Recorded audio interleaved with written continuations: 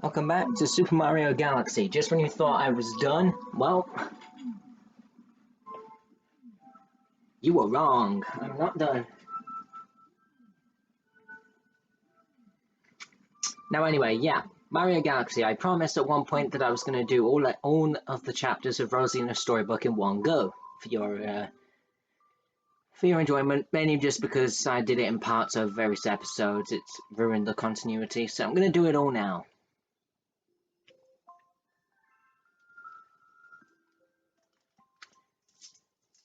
Chapter 1 of The Celestial Duo. Our story begins a very, very long time ago with a young girl. One day, this girl spotted a rusted spaceship holding a small star child. "What's your name? Are you lost?" the girl asked the star child. "I'm Luma, and I'm waiting for Mama.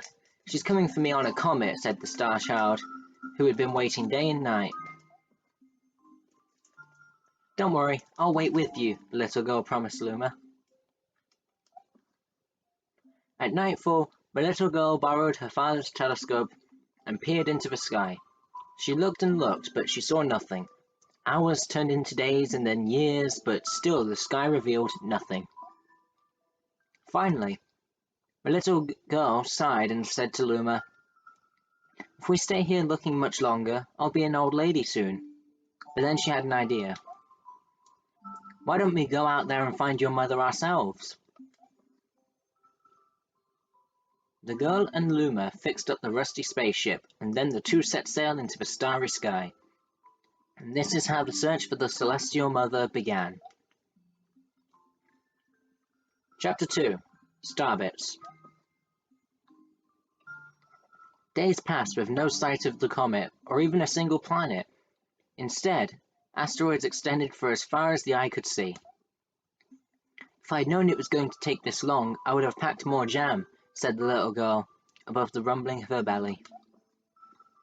Before they left, she had packed all of the essentials: telescope, butterfly net, stuffed bunny, bread, milk, jam, and apricot-flavoured tea. But I forgot to bring water. At this, Luma burst into yells of laughter, and the girl began to pout. "As long as I have starbits, I'll be fine," said Luma. "Want some?" The little girl couldn't stay mad after hearing this. Luma continued to laugh, and the girl couldn't help but join in. "All right, maybe just a nibble." Leaning far out of the ship, the pair began to collect starbits with the girl's net. They almost fell out a few times, but they kept on collecting. The starbits tasted like honey. Chapter 3. The Comet. A beam of light pierced through the ship's window. Thinking it was the morning sun, the girl peered through the window, only to find a turquoise-blue comet shimmering at her. The little girl shook the sleeping Luma awake and shouted excitedly, "We have to get to that comet!" The pair descended on the comet and found that it was made of ice. They looked high and low, but Luma's mother was nowhere to be found. Exhausted, the little girl sat down with a flop, utterly unable to take another step. "Look!" Peering down at the icy ground where Luma was pointing, the girl suddenly noticed clusters of starbits encased in the ice. "Pretty good, huh? Finding starbits is my specialty," said Luma, beaming. "There's ice here, but it's so warm, I'll bet there's water here too." The two decided to stay on the comet for a while. Riding the turquoise comet, the pair continued their search for Luma's mother. Chapter 4. The Dream. One night the girl dreamed about her own mother. "Where are you going?" she asked her mother's retreating back. Without turning, her mother replied, "Don't fret, dearest, I'm not going anywhere. I'm always watching over you, like the sun in the day and the moon in the night." A wave of sadness washed over the girl. "What about when it rains, and I can't see the sun or the moon?" Her mother thought for a moment before responding, "I will turn into a star in the clouds and wait for your tears to dry." When she awoke, the girl's face was damp with tears. "You have starbits in your eyes," said Luma to the girl. Wiping her face, the girl replied, These are tears, not starbits. I'm crying because I'll never see my mother ever again." At this, Luma began to cry too. "Mama! Oh, Mama! Wah!" The pair travelled through the starry skies, and though they encountered many other comets, not one of them held Luma's mother. Luma was despondent. Now, Luma, the rain clouds won't go away if you keep crying," the girl said, giving Luma a squeeze. "I'll give you a present if you stop." The girl closed her eyes and said gently, "I'll take care of you." With these words, she felt a small spark in her heart. Chapter 5. Home. "The kitchen will go here, and the library will go over there," the girl said busily to herself. "We'll put the gate here." Ever since the girl took Luma under her care, she'd been bustling about at a feverish pace. It's a lot of work, but it's worth it to make a happy home. It turned out that starbits weren't the only things buried in the ice. There were tools and furniture unlike any they had ever seen, and the girl used them to build a home. Looking at the completed house, Luma remarked, "Don't you think it's awfully big for just the two of us?" With a library, bedroom, kitchen, fountain, and gate, it was certainly spacious, but still something seemed to be missing. "If only my father, brother, and mother were here," the girl said wistfully. Indeed, the house was too large for its two small residents. That night, clutching her favorite stuffed bunny close to her heart, the girl fell asleep in the starship. Chapter 6. Friends. Then one day, while the girl sat sipping tea, a tiny apricot-colored planet appeared on the horizon. From the planet, another Luma of the same color emerged. "Do you two know each other?" the girl asked the two Lumas gleefully. Despite the girl's excitement, they seemed uneasy. The two Lumas neither drew closer nor backed away from each other. Instead, they just stared. Then one Luma broke the silence. "My mama." At once, the apricot Luma parroted back, "My mama, my mama." "My mama, my mama." The two Lumas began to dance around the girl frantically, and neither showed any sign of stopping. The girl was so charmed by this adorable scene that she couldn't help but laugh. And that's when something very strange happened. Suddenly, more Lumas began to pop out from the apricot planet. They were different colors, but they all shouted the same thing, "My mama, my mama." The sight of all the shouting Lumas only made the girl laugh harder. "What am I going to do with all these children?" The Lumas just stared blankly as she doubled over laughing. "I guess we'll have to name each and every one of you." Tomorrow, once she had finished naming them all, she would begin moving all the Lumas into the new house. Chapter 7. The Telescope. After seeing their 100th comet, a sudden thought popped into the girl's head. "I wonder if my home planet is still as blue as it was." That's when she remembered her father's telescope. Peeking into the telescope, a tiny blue dot floated into sight. It was smaller than a starbit. How strange. It's so far away, but it feels so close. She twisted the knob of the telescope, and the blue dot grew until she could make out a grassy hill dotted with flowers. It seemed very familiar to her. Zooming even closer, a terrace on the hill came into view. "I used to go stargazing there when I lived on my home planet." She remembered rubbing the sleep out of her eyes as she followed her father up that hill to look at the stars.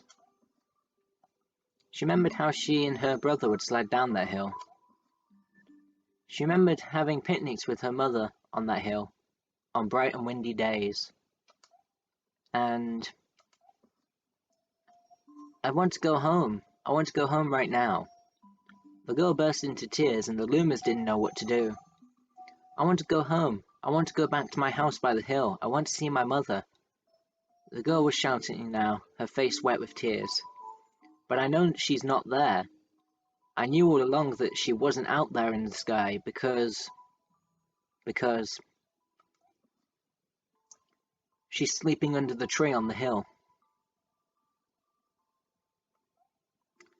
The girl's cries echoed through the stars, and a hush fell over the area. Chapter 8. The Wish. Though usually quite cheery, one day the girl became sad again. Luma drew close and tried to comfort her. "Mama, you still have me. And don't be sad about your mama. Because she's a part of you. That means she's always close by. It's like me. I love star bits because they remind me of my mama. No. No, the girl said, unable to stop the tears. A lonely look flickered across Luma's face, but it was soon replaced by a wide grin. I have an idea. I will transform into a comet, a soaring comet that can carry you all on this journey.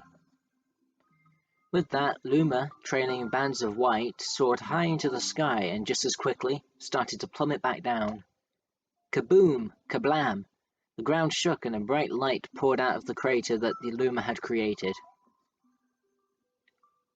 The bands of light twisted together to form a comet trail, and then Luma emerged, reborn as a comet.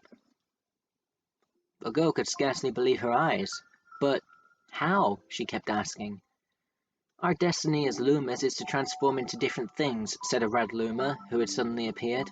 Stars, comets, planets. We can become all of these things.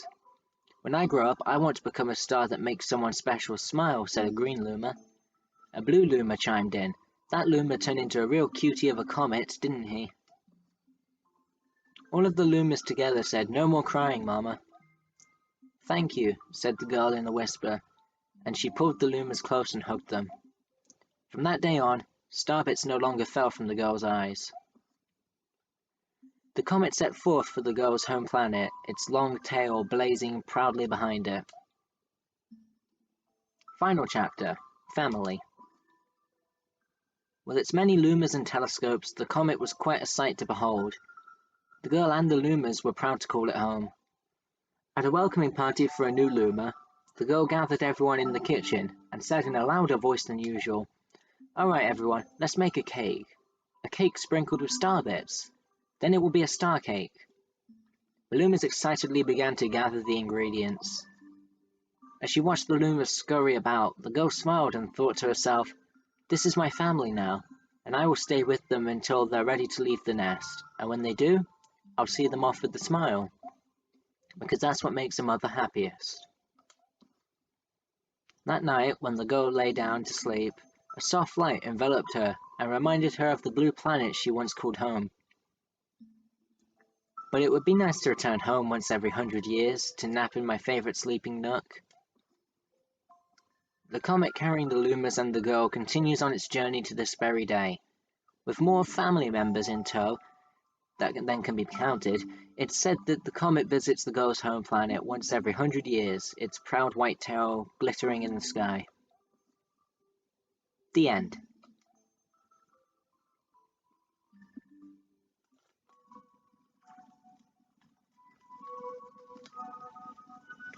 Well, there we go.